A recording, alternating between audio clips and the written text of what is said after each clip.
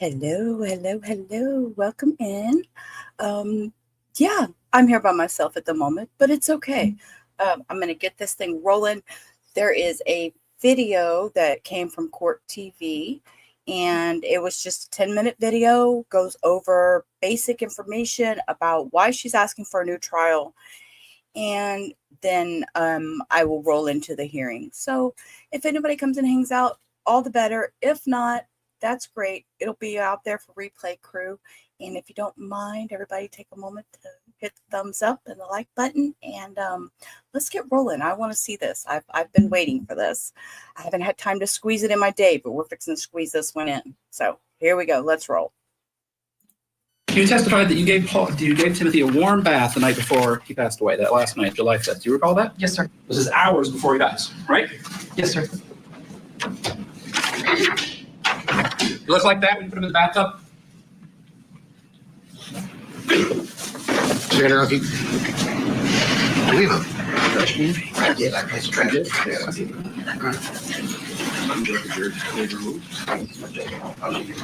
Right. Please rise.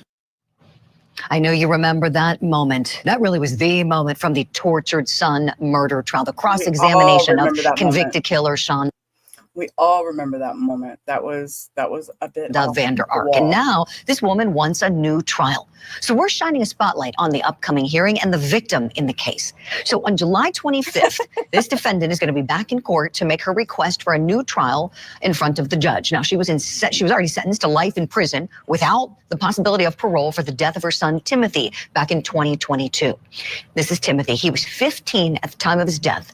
He was 5'8" and weighed only 69 pounds at autopsy. 69 pounds. 15. Now, according to testimony from his brother Paul, Timothy was routinely handcuffed, forced to eat hot sauce, and also forced to sleep in a closet. That's the picture I want people to remember of your son. You took that from him. You took it from him. Judge Kacel. For what reason, I don't know. Mr. Johnson's right. There is something broken in you.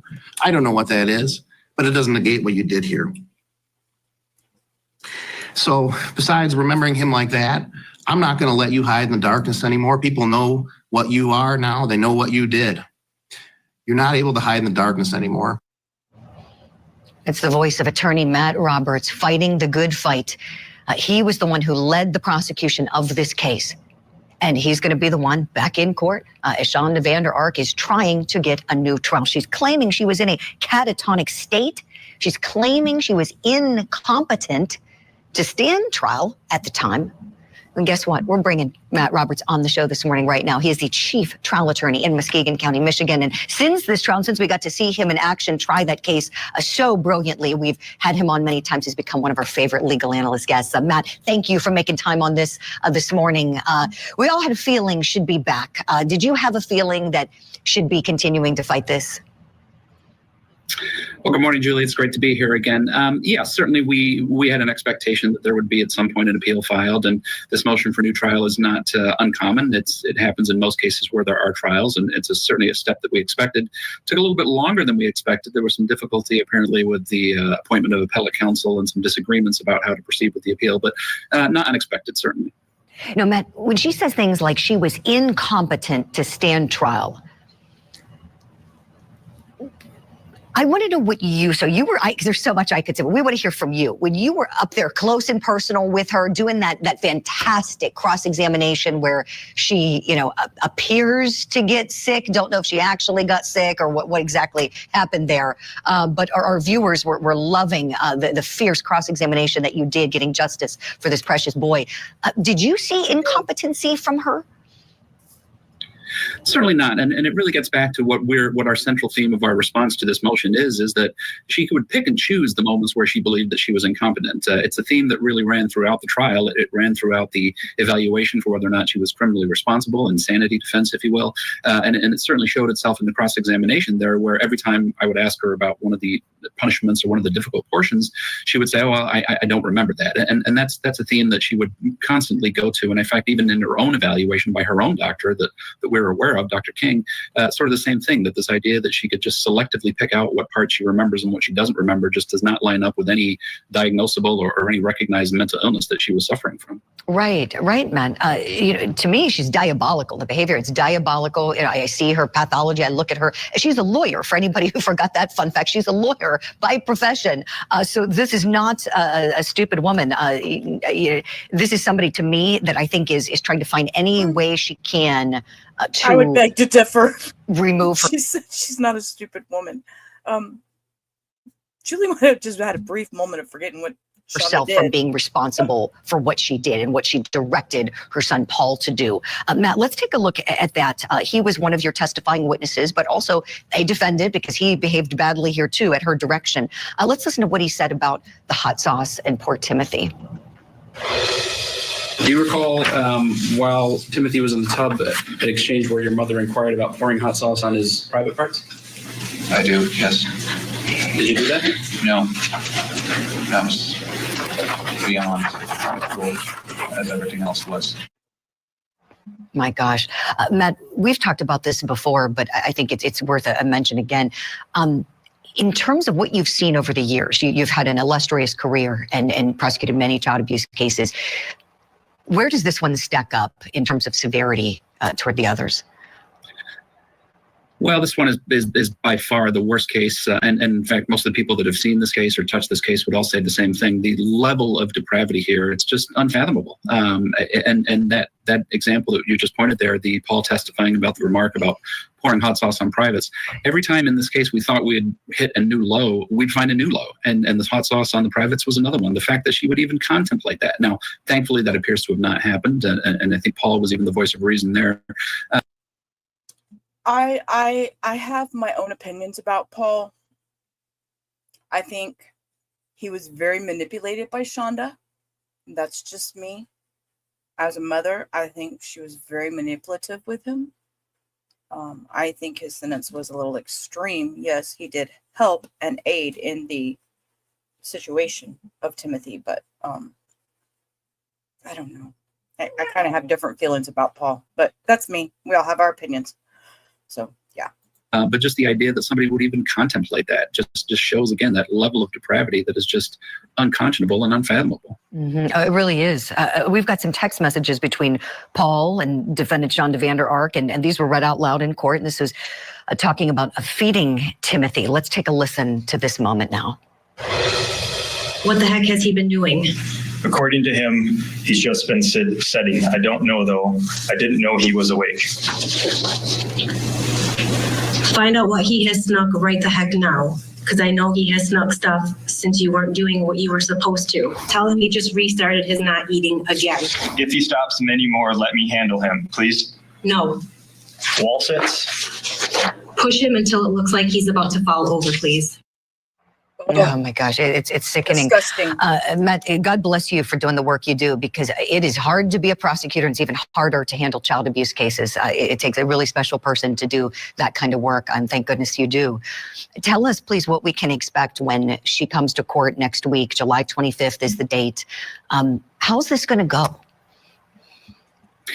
Well, we obviously will be making our arguments here. The defense's argument rests largely on this competency issue, the fact that she, in our view, chose to not return to court, and just kind of sort of play into that theme of, well, I'm not competent, I don't understand what's going on, I can't participate in those things. It just is really not supported by the record. It's not supported by any doctor, and any claim that another doctor might have reached another conclusion is just foolish, because the defense had multiple opportunities to present a doctor that would say that she actually suffered from a condition. So that's the main crux of the argument. I don't anticipate the judge will have a difficulty ruling on this case, but obviously we have to wait and see and make our arguments. But we'll be very vociferous in our objection to this motion for a new trial here. I think this issue has been well litigated, and we believe that the conviction is certainly solid here, and that will be our position to the court. Yes. Okay. So that's that is, I'm going to drop that in the chat. So if anybody wants to go back and look at that and see the entire thing, because I did skip through some of it. So let's go over here, and they had technical difficulties for the longest time and couldn't get everything going. So it took them a while, and I think it's a little hard to hear, but I'll boost the sound. So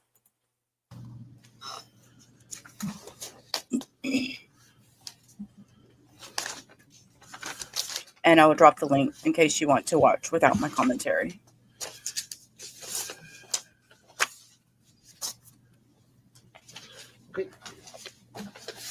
Before the court is file 23110FC. It's People of the State of Michigan versus Shanda Vander Ark. Are you Shanda Vander Ark? Yes. All right, Mr. Vander Ark, Ms. Vander Ark, can you hear and understand me okay? Yes, I can. All right. Ms. Vander Ark, we had confirmed through your counsel that you wish to appear at this hearing via Zoom today. Is that still your desire? For this hearing. For this hearing. Okay. All right. Mr. Ambrose is here on behalf of the defendant, Ms. Vander Ark. Mr. Roberts, as well as Ms. Bloomquist, is here on behalf of the people of the state of Michigan. State and time scheduled for a hearing on plaintiff's motion for a new trial or evidentiary hearing, or excuse me, defendant appellant's motion for a new trial or evidentiary hearing.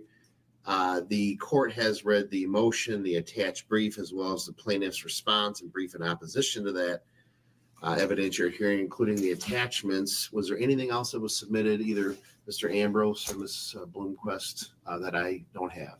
I have not submitted anything. Okay, Ms. Bloomquist? No, Your Honor. Okay, Mr. Ambrose, at this point in time, you want to just make some argument? You can call witnesses. I'll leave it to you at this point. The testimony is going to be taken. I would prefer that I have my client with me in person. That's our preference in this type of setting. Typically, on a motion like this, if the court grants any type of evidentiary hearing, that would be great. And then we could have Ms. Vander Ark in person with us. Okay. But other than that, I did write a pretty detailed brief in this case, raising two primary issues. One is whether or not Ms. Vander Ark was competent after giving her first day of testimony. She had a medical issue. She was in some sort of distress. Coming back the next day, it seemed pretty, from the transcript at least, that she had undergone a significant downturn in her mental health. That it was described by her trial counsel that she was not competent to go forward. I think there was about a 2-hour delay. There was some sort of discussion with Ms. Vander Ark.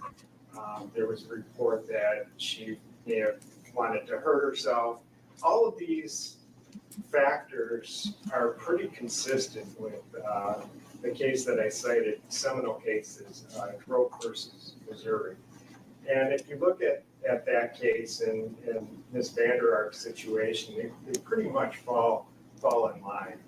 So, if the bottom line is, was there a bona fide doubt as to her competence? And if there was, then the way to go about things is suspend the trial, have her checked out, and then if there is no longer an issue there, then proceed with the trial. And that's consistent with what Droke said, but it wasn't done in this case. And if there is additional testimony taken on this issue alone, like I said, I would like to have Ms. Vander Ark here for that. The second issue, Your Honor, is ineffective assistance of counsel. I laid out a number of areas that I feel that there were some missteps in that Ms. Vander Ark was not provided her Sixth Amendment right to the effective assistance of counsel. And we do start off again with the competency issue of not requesting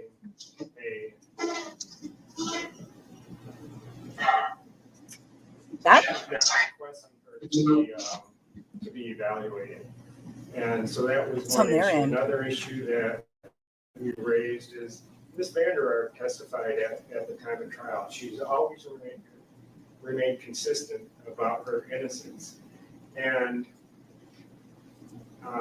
trial counsel, during his closing argument, made a statement to the jury that she was guilty of manslaughter.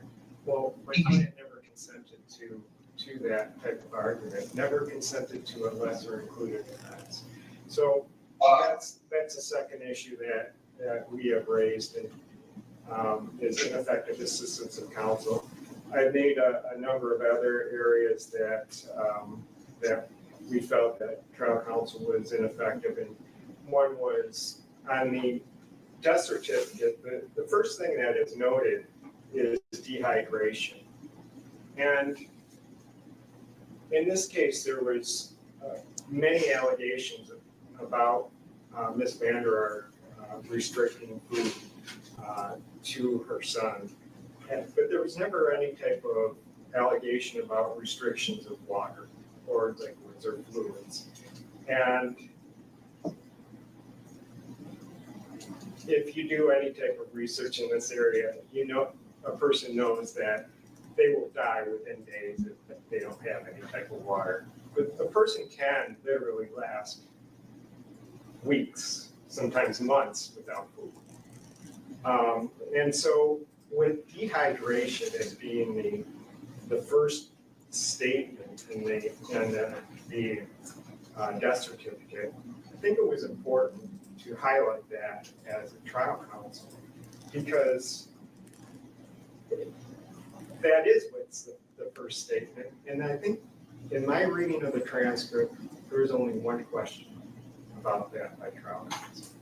I think the main focus in the case could have been or should have been that the real cause of death was dehydration, because there was never any type of restriction on water. But like I said, Your Honor, I have outlined the detailed brief in this. I'd be willing to answer any questions that you might have. All right, real briefly, I just want to make sure that the court understands the argument regarding the competency. The claim is, my understanding based on the brief, is that the competency or the incompetency, alleged incompetency, occurred not during the whole or parts of the whole trial, but simply at that moment when she was done with questioning at the end of the day. I think it was on the 14th. I think it was Thursday. Is that correct? That is correct. So there's no allegation that she was incompetent at any other point during the trial except for the moment she was done questioning. The court, I think, was going to break for the day or something like that, correct? That's the pivotal portion of the case. Okay. You know, because she goes through, and granted, prosecutor did his job. I mean, he was tough on her, and that's his job, and I can appreciate it. But it had a significant impact. Apparently, my understanding is that she was pretty much paralyzed, and couldn't move, and couldn't function the following day. Okay. All right. That's all the questions I have at this Thank point. you. So, yep. Thank you, Ms. Bloomquist.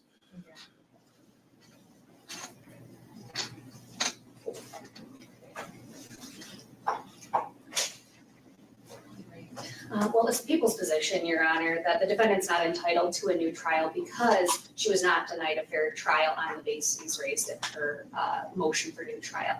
Specifically, her issue 1, dealing with competency.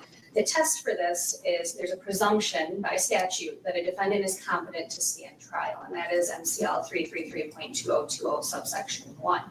And the test that this court is supposed to apply, or the test that would be applied on an appellate basis of this court's decision not to hold a hearing, is that when facts and circumstances are brought to the court's attention, or that the court itself observes, raises a bona fide doubt as to the defendant's competency. That's when a hearing on a defendant's competency should be held. It's our position that in light of the facts before this court, the facts in the record, and the facts known to all parties involved, that there was not a bona fide doubt as to the defendant's competency. And our appellate courts have set forth certain considerations for a trial court when it was situated as you were to make this decision. The court can look to the defendant's irrational behavior, the defendant's demeanor, and prior medical records related to competency. And I guess the main crux of this, Mets People versus Camerad 307 Mich app, Your Honor, there was never anything in any of those 3 components that are factors to this court's consideration that would support that the defendant was in fact incompetent to undercut that presumption of competency. In fact, I would assert that the record before the court is that this was a feigned bout of incompetence to harbor an appellate parachute to undermine a jury verdict. And I think the court also is well aware that Ms. Vander Ark is a trained individual who might not be an attorney, but she went to law school, and by her own account, she was very smart, passed the bar, has all sorts of knowledge on certain things that she could do to undermine a jury verdict in this case. And People versus Cameron specifically says that if the defendant's actions are purposeful and are more or less a strategic game, it is not an expression of mental illness or a denial of reality, and it would be proper for the court to not find a bona fide doubt as to her competency. So turning to the facts in the record, Your Honor sat here and watched Ms. Vander Ark during the days preceding this alleged incompetency. She was present at counsel table mere feet from Your Honor. She testified before Your Honor. You were able to see her interactions with her counsel, with individuals that were part of her. Sorry, let me clear my throat for a minute. Woman, we all seen what she did. Everybody that watched this trial seen what she did. Every time that they would bring up anything that would upset her, she would pretend to get sick. I mean, it was all, I think, she's a phony baloney. That's just my opinion. Defense team, as well as to hear her testify. Nothing in what happened in the days leading up to this incompetency would support that there was a bona fide doubt as to her ability to be a part of her defense team. Further, I think with that, what's very relevant and highly probative to this question is there was a pleading almost identical to this that was filed on a motion to quash bind over to send this case back to district court, where Ms. Vander Ark alleged that during her preliminary examination, she disassociated and she was unable to be present because of this condition at her preliminary examination. She raised these same issues as to competency. The motion to quash was presented to this court, and my understanding from that is that the court was able to review her competency evaluation that was done by the Center for Forensic Psychiatry here in the state of Michigan. And as that report indicates, the court would bear with me a moment. As that report indicates, the defendant had a, quote, sophisticated understanding of the roles of the various court participants, her defense options and possible outcomes, and clearly voiced her willingness to engage and rationally assist her attorney in this matter. And then the clinician went on to say, I did not observe any behavior indicative of an intellectual disability or other cognitive, physical, or psychiatric issues that would impede her adjudicative competencies. I agree. Your Honor, the court can absolutely consider all of that in making this determination as it relates to the defendant's competency. And I think that the record supports that this court made the proper determination that she had not overcome the presumption that she's competent. And in fact, not holding a hearing was the right decision on this matter. Now, to succeed on a motion for new trial, the defendant would have to show that there's a basis for appellate relief. And looking at your decision and this court's decision, there is not a basis for appellate relief on this issue. Now, I do know, I am prepared today to take additional testimony should the court require it on this specific issue in the form of individuals who saw her during this claimed incompetency, who would be here to testify as to their observations of her outside of what the court itself observed in making this decision. And so I'd be prepared to do that today as it relates to issue one. But ultimately, Your Honor, there is no basis for a new trial as it relates to her feigned or malingering incompetency that's been presented today. Turning to issue two, as the court's well aware, the burden's on the defendant to prove that she was denied the effective assistance of counsel. And that burden's twofold. First, she has to show that there was deficient performance, and she has to show prejudice. And I'm going to be a little bit out of order here, Your Honor, because she has to prove both. She has to prove both prongs. And in light of the overwhelming evidence that was presented about this defendant's culpability and her guilt in what happened with her son, it's my position that she can never establish that any of these claimed instances of deficient performance which I don't agree are deficient performance, but for the sake of argument, if you were to assume they were, she could never overcome that second necessary requirement of showing that any of Mr. Johnson's actions prejudiced her in light of the overwhelming evidence supporting her guilt. And I do have all of those, my responses to the prong one as it relates to those, as it relates to the individual claims of deficient performance. But Your Honor, I don't believe that the defendant can ever meet that Strickland standard and show that she was denied the effective assistance of counsel.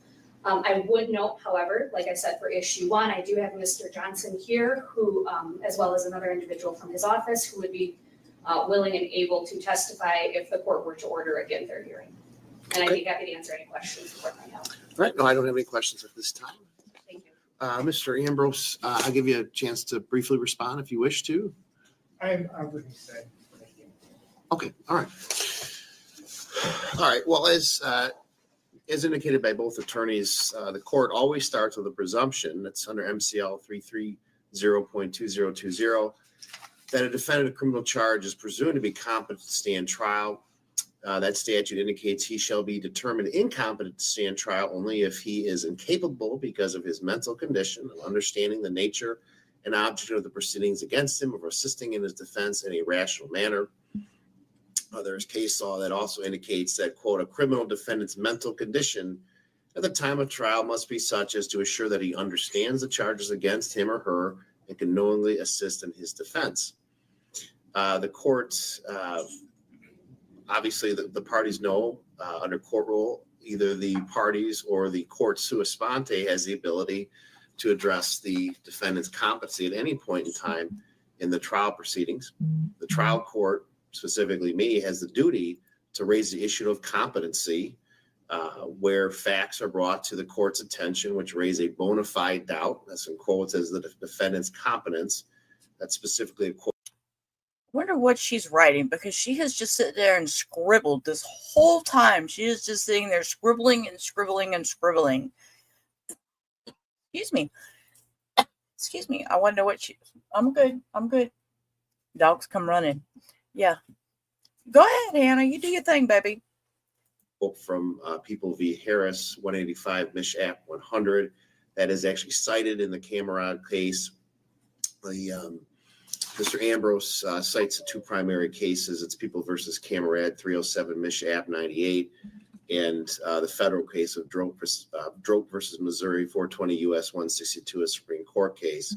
So essentially, the question for the court is, did the court have facts in its attention that raise a bona fide doubt as to the defendant's competence? Essentially, the court is focusing on the morning, the 15th, I think it was December 15th of 2023.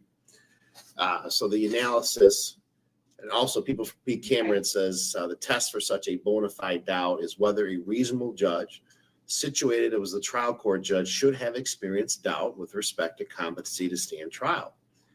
Evidence of a defendant's irrational behavior, a defendant's demeanor, and a defendant's prior medical record relative to competence are all relevant in determining whether further inquiry in regard to competency is required. That is a cite from People versus Camerad, which also cites the Droke case.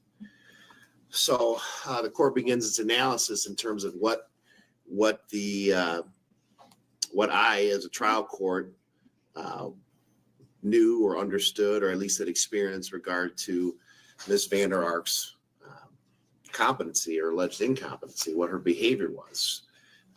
This court, even prior to trial beginning, had reviewed Ms. Vander Ark's competency evaluation, which is referenced by Ms. Bloomquist, and the court also had an opportunity to review the preliminary hearing transcript. In normal circumstances, the trial court, my practice is not to review those things in case it's a bench trial, and then the court needs to remain impartial. However, at the stage prior to trial, as Ms. Bloomquist indicated, Mr. Johnson had filed a motion to quash the bind over, or at least remand for preliminary examination because of incompetency that had occurred or allegedly had occurred during the preliminary examination. The court's review of the preliminary hearing transcript indicated that at some point during the preliminary examination, Ms. Vander Ark had allegedly experienced some distress.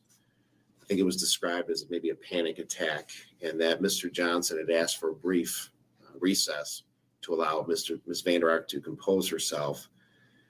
Judge Maria Lattice Hoops in the 6th-year district court was in a unique position at that point to observe the defendant and her behavior, and indicated that she, I think it was almost a quote, that she looks fine, and she proceeded forward. So another court sitting, presiding over a hearing at the time that one of these alleged panic attacks occurred, observed the defendant's behavior, made a determination that she was competent to continue forward.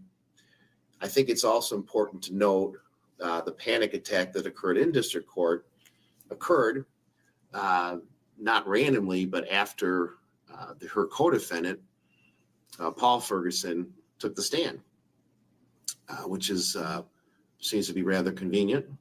But again, the court also looks to the judgment of the district court, who had a chance to observe this panic attack and made a determination that they would move forward.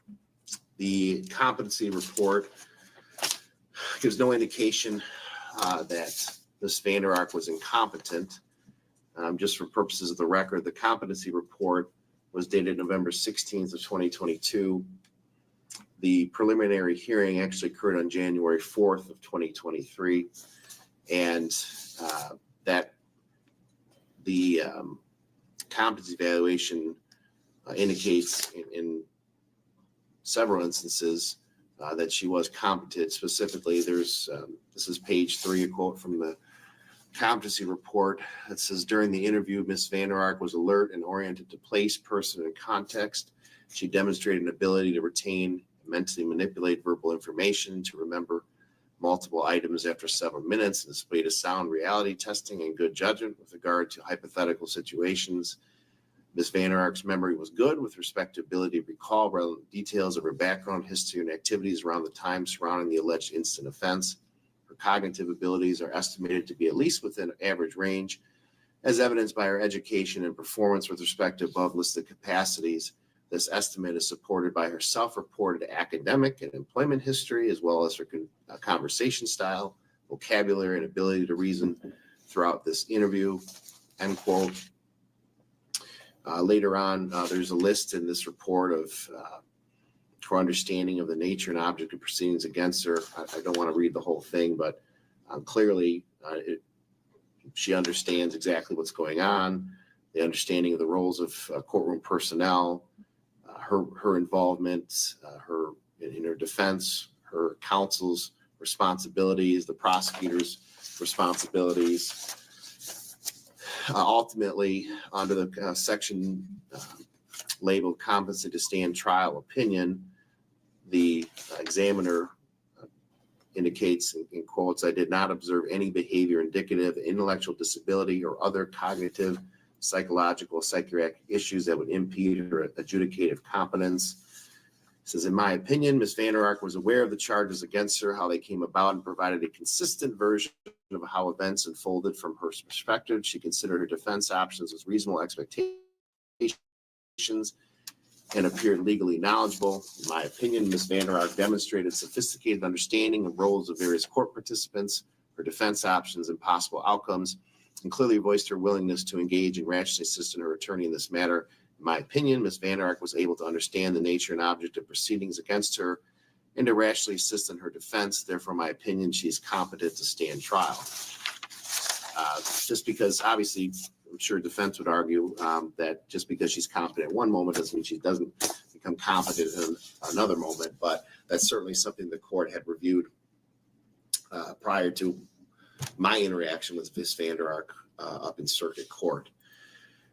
Then the court had a chance to observe Ms. Vander Ark at trial. Ms. Vander Ark appeared to be calm, collected. She interacted with her trial counsel, Mr. Johnson. She appeared to be writing notes, handing those notes. She interacted with Mr. Goings, her co-counsel, along with Mr. Johnson. and she at least appeared to be very involved in her defense. The court has presided over several trials, and Ms. Vander Ark appeared to be more involved than many defendants are. Typically, defendants say a few things and they kind of leave it up to their attorney. Ms. Vander Ark was practically appeared to be a co-counsel sitting at a table. The first indication of any distress on Ms. Vander Ark's part didn't occur at any part of the trial, even when her co-defendant, Mr. Ferguson, was testifying. During all the other witnesses that potentially testified, the first incident that could be considered potentially an issue or concern for the court occurred during the last day of trial on the 14th. Mr. Roberts was cross-examining her, and just to be clear for the record, the court has not only reviewed the trial transcript, the court actually rewatched the entire trial, because you do not get the same feeling for Ms. Vander Ark. You can't get it from the transcript because there's no indication of how she's acting when other witnesses are testifying. We have the fortunate ability to have cameras basically focused on the defense table, prosecution table. So the court was able to observe Ms. Vander Ark's demeanor throughout the trial. But specifically going back to December 14th, Mr. Roberts showed a picture of the deceased Timothy to Ms. Vander Ark, and she had this episode of vomit that occurred at approximately 3:51 and 36 seconds on December 14th. Everything calmed down, even apparently after that, and we resumed testimony only 10 minutes later. So being confronted with even if for argument, Ms. Vander Ark is completely innocent of these charges, to see her son in that manner certainly, brings out a vomiting issue, but she's just ready to go after 10 minutes. Completely fine. And then Mr. Roberts continues to cross-examine her until 4:48 and 11 seconds. Mr. Johnson then does redirect until 4:51, and Mr. Roberts again recrosses her until 4:52. And during that whole period of time, again, she appears to be calm, cool, collected. She doesn't appear to be crying, and appears fine, doesn't appear to be suffering for any mental distress. And then 8 minutes later, as the court is discussing jury questions with the attorneys in a sidebar, there's a mental distress 8 minutes after any questioning is concluded. So that was what the court had a chance to observe that day. The court didn't receive any information from the jail staff or counsel or anybody that she was suffering any distress. After that, the court broke for the day and then resumed in the morning on the 15th. At that point in time, the court was going to start at 9 a.m. And Mr. Johnson indicated to the court, I think it was in chambers with Mr. Roberts present, that they were having some issues with Ms. Vander Ark's ability to come to court. It's unfortunate that these things were not placed on the record, but not specifically remembering everything, but the impression for the court was that Ms. Vander Ark was suffering some mental distress, was upset, was crying, but it was never brought to the court's attention that she could be incompetent. Now, I did have a chance to review the transcript. Mr. Johnson refers to the competency of his client. And in the context of everything that's going on, the court finds that not to be an expression of competency to stand trial, but competency in terms of her mental health is such that she's in a upset state. There was no other indication that potentially Ms. Vander Ark was incompetent to stand trial. The court waited 2 hours. It was then discussed with the court that she was going to waive her right to appear in person. Yes, you did. Stop shaking your head, no, The Shanda. court obtained a written waiver from Ms. Vander Ark. She did. Indicating that she did not wish to appear.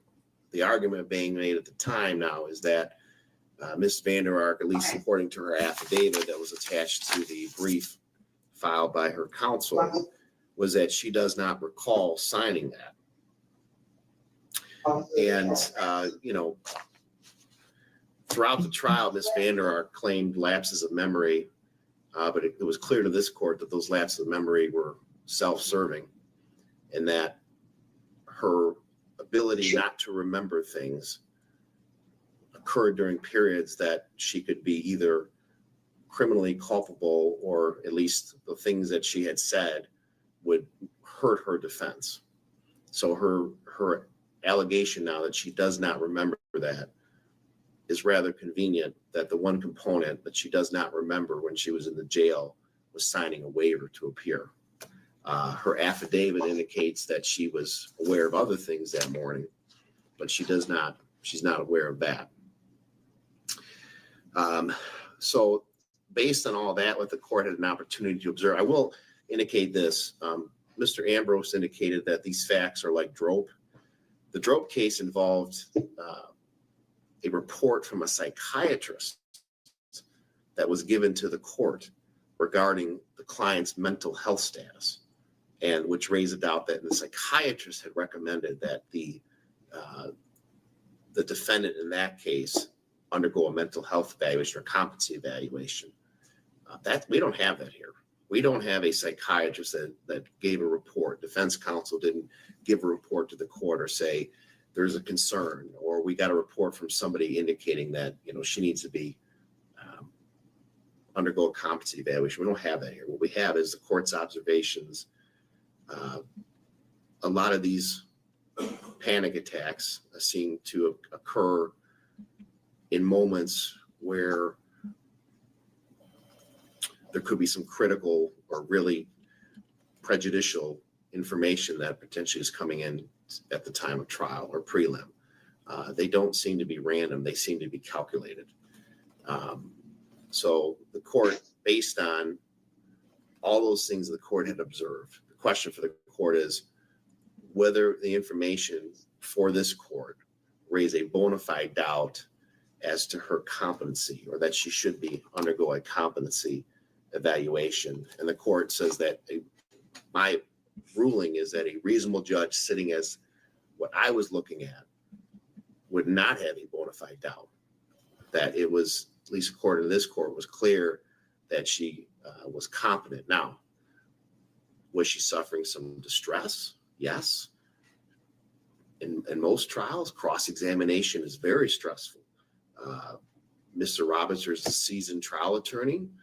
He engaged in very good cross-examination, very pointed.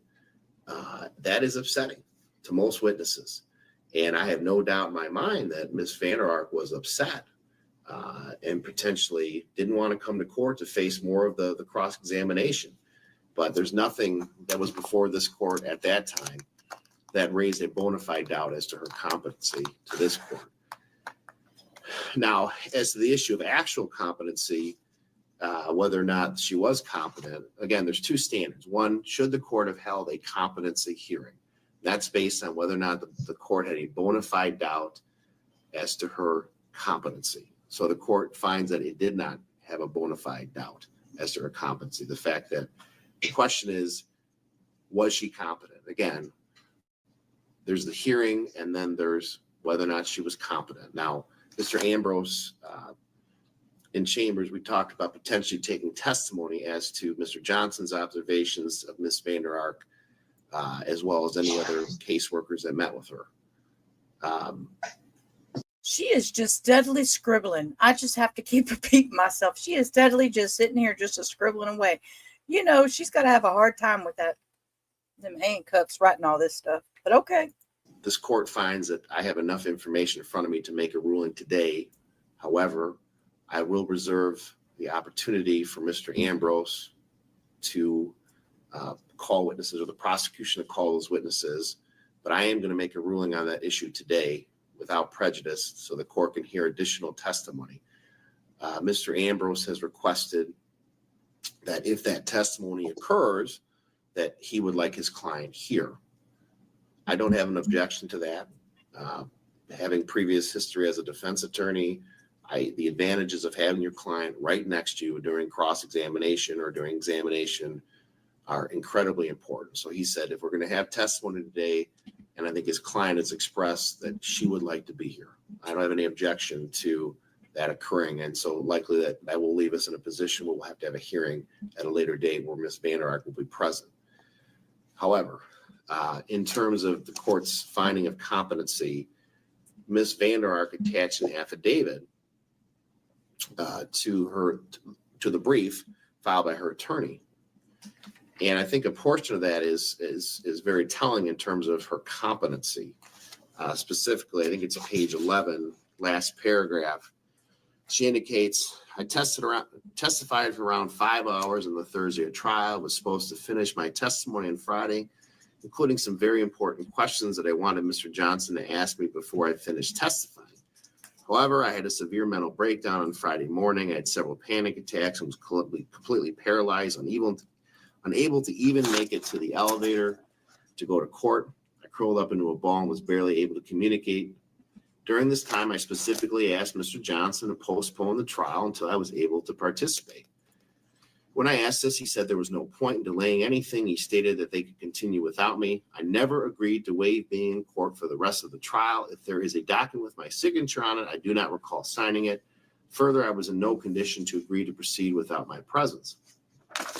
Oh, she's saying she doesn't recall signing it. Get out. Competency to stand trial is different than potentially just being unable to move or being unable to talk. What competency is essentially is, do you understand the object of the nature of the proceedings against you? And do you have the ability to assist in your defense in a rational manner? Ms. Vander Ark's indicating in this affidavit, indicating that she knew there was trial going on that day. She also indicates she had very important questions that she wanted Mr. Johnson to ask. She understands it. Absolutely, GSD. Absolutely. He thought do you remember him putting the picture up there of her son and said, we're going to remember him this way instead of the way you turned him out to be? Yeah. He has always been a very, very, I really love Judge Kacel is very, very good. Mr. Johnson's his attorney, that he asks questions. She's apparently of enough sound mind to form important questions for him to ask. She also understands that, that she has to delay the trial. So she's aware there's a trial going on. So, looking at those things, when you go to the competency element, again, it shows the court that she has an understanding of her attorney, the prosecutor, the trial, those things that are going on, but she wanted to proceed with her presence. The court is not held slave to somebody's being upset that they don't want to go to court. The test is competency to stand trial. Are you competent to stand trial? Not that, well, I'm crying and I'm just really panicked and I'm in, that's not the standard for the court. Now the courts give a lot of discretion to allow a defendant time to calm down or witnesses to calm down. To see if they can proceed. This court allowed Ms. Vander Ark 2 hours in the morning. Mm-hmm. And it was then, and quite frankly, there was no threat to Mr. Johnson, or not much of a threat, but there was no indication that, well, Mr. Johnson, we got to get rolling right now. We got to go. It was Mr. Johnson, her counsel, that said she wants to waive her appearance here and wants to go forward with me representing. And based on the court's finding that she was competent at that time, her appearance, her lack of appearance was voluntary. She voluntarily did not want to appear, and that's evidenced by her written waiver. And again, she's saying, I don't remember that. Court finds that to be self-serving. She doesn't remember something that could hurt her defense legally. Specifically, People versus Swan 394, Mich 451 indicates, quote, a defendant's voluntary absence from the courtroom after trial has begun waives his right to be present and does not preclude the trial judge from proceeding with the trial to conclusion. There is, at least in the court's estimation, there was a valid waiver signed by a legally competent person That was the court's, that's the defense voluntary absence. She chose not to be here. The court proceeded without her. Even in absence of a waiver, the test for determining whether a defendant's absence from a part of trial requires reversal of his or her conviction is whether there is any reasonable possibility of prejudice. So the other question is, even if Ms. Vander Ark had not waived her right to be there, and even if she potentially, I don't want to say incompetent, but the fact that she was not there, the court looks at the prejudice component. The trial was concluded. The only thing left was jury questions and closing argument, deliberations. That was it. And so based on that, the court finds the possibility of prejudice was minimal. The court explained the absence of the defendant to the jury, said that she was suffering from some medical distress. She wasn't an order for her not to appear. She didn't do anything wrong, essentially, but she was not going to be here. And so the court finds that there was no prejudice to her not being here. Now, the other interesting thing that the court last night reviewed the video again, there was this question of, there was questions that want to be posed to her. The traditional examination stage is essentially direct examination, cross-examination, redirect, recross. That all had occurred, and it went back to redirect after Mr. Roberts had recrossed, and Mr. Johnson essentially said, "We're done with our questions."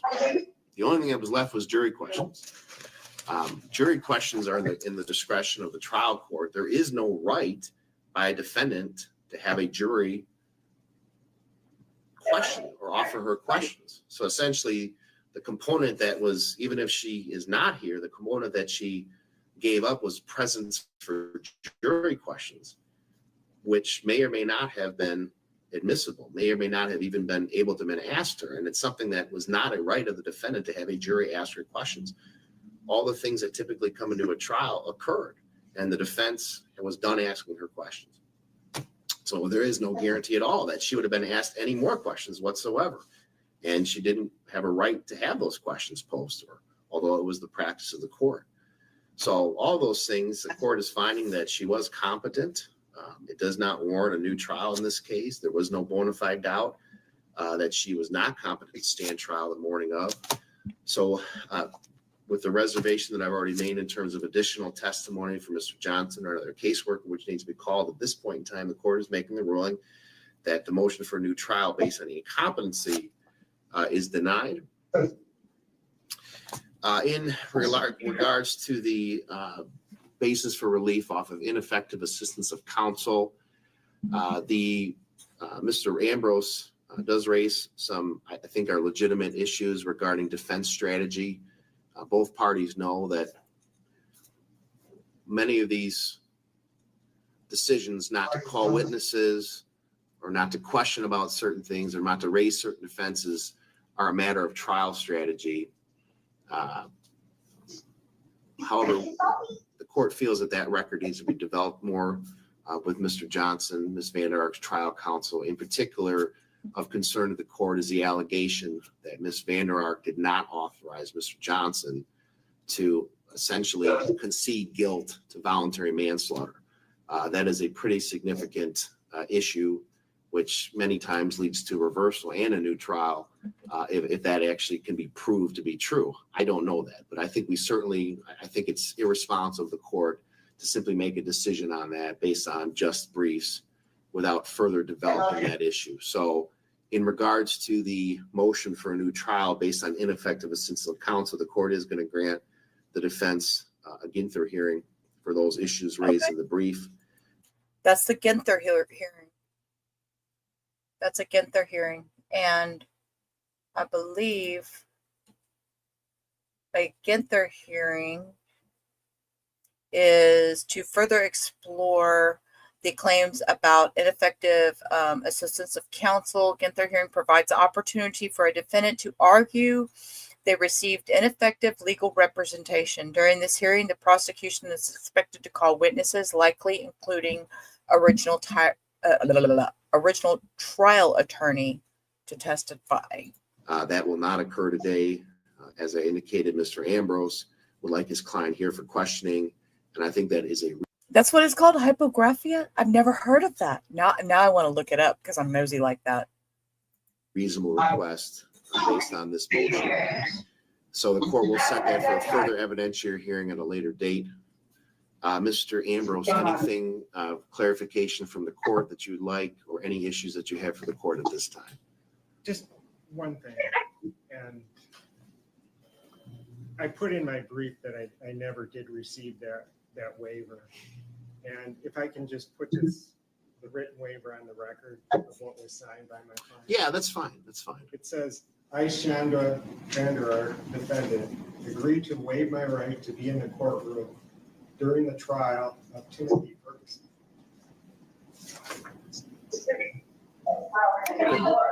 And that's dated December 15th, 2023. So it seems somewhat, and I just received it today. Because I in my review of the court Wait, file. what did he say? I have to rewind that just a second because I thought that was in the, so does that mean the entire trial? And that's dated December 15th, 2023. So it seems somewhat, and I just received it today. Because in my review of the court file. Now, if that has any impact, if the court wants to evaluate that, maybe my client didn't. She's obviously, her record, her past, her history. Oh, yes, we do. Pretty much on top of things. Doesn't. Well, like I said, I made my ruling. It doesn't change my ruling, Mr. Ambrose, but I appreciate that, bringing that to court's attention. So I also want to make it clear for the record, the waiver was in the court file. Unfortunately, it was misscanned in circuit court. It was actually attached to the jury verdict. So when the court received the motion, I looked for it too, and I could not find it. And eventually my staff realized that it was actually scanned inadvertently on the there's a second page of the jury verdict, which it should have been separated out. So I think it should have been provided to you as part of the court file, Mr. Ambrose, if you received the jury verdict. But I don't know. Like I said, it may or may not have been in the material, but if you ask for the record, it should have been in there because it was a digital copy, but I won't hold you to it. Anyway, Ms. Bloomquist?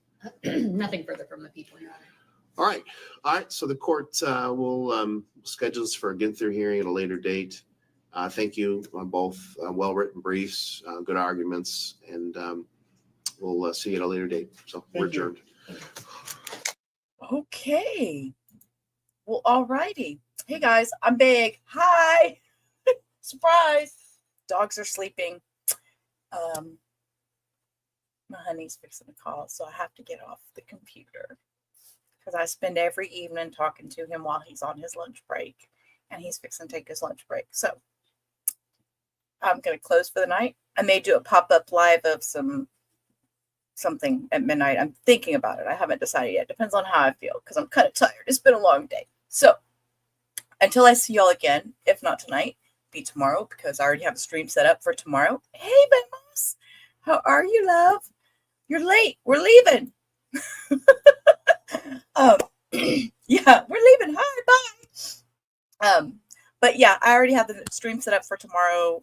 I want to cover Megan Geiger release hearing this tomorrow, and we'll kind of review her before we jump into it. And I still haven't done day bill sentencing, so I still have to go over that. So that will also be tomorrow while we are on verdict watch for Washington versus Ali still, as they are 13 hours and 42 minutes in with no verdict yet. So we will resume all that tomorrow. So until then, peace, rubber up. Y'all have a great rest of your night.